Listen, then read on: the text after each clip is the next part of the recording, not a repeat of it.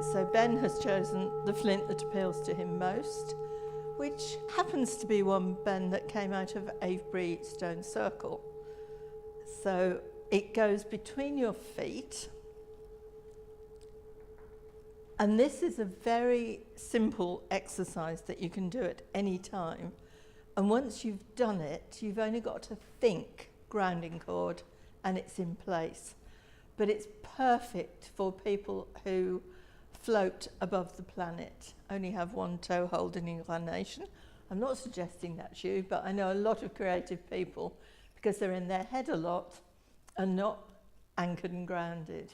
And what you do, you put your hands either side of your navel and just below, and that actually covers your base and sacral chakras and the dantian. The dantian's just below the navel, and it's the center of gravity. It's where we store our power. So from there, you imagine roots growing out to your hips. Take your fingers out to your hips, and that creates a network of roots. And then at your hips, it turns and goes down your thighs to your knees. Now, if you can just put your hands on your knees and just check out how they feel. Do they feel equal and balanced? Or does one feel a bit buzzy, one feel a bit slow? My left is a bit more buzzy. So that might need calming down a little. Another piece of flint and just hold it over the knee. So that is a calming flint. And we want the two to be balanced. We don't want them to be slow and sluggish, but we want them to have that feel of being equally holding you, supporting you. How's that feel better? Yeah. Good. And then just literally, again, we're going on down your legs. You can leave the flint on your knee if you want to, or put it on the chair. It's entirely up to you. Go down to your ankles, and then you can let your mind take over if you like, or you can carry on going down through your feet and out to that flint.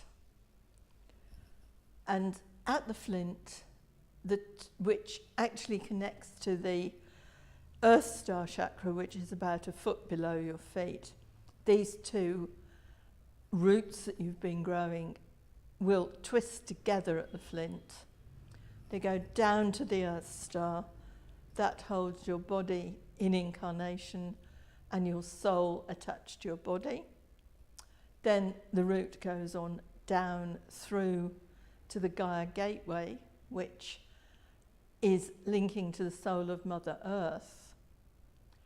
And then it goes on down, twists down through all the stone people, through the red hot magma at the center of the earth, and into the great hematite crystal that holds our earth in gravity.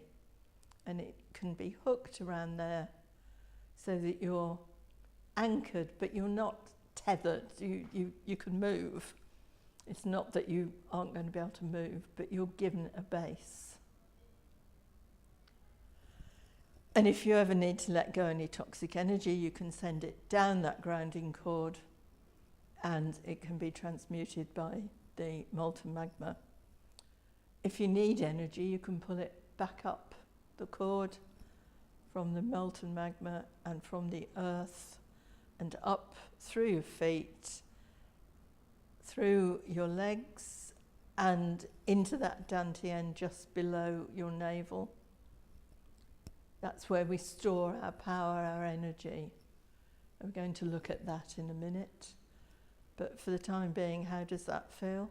Feels good. Good.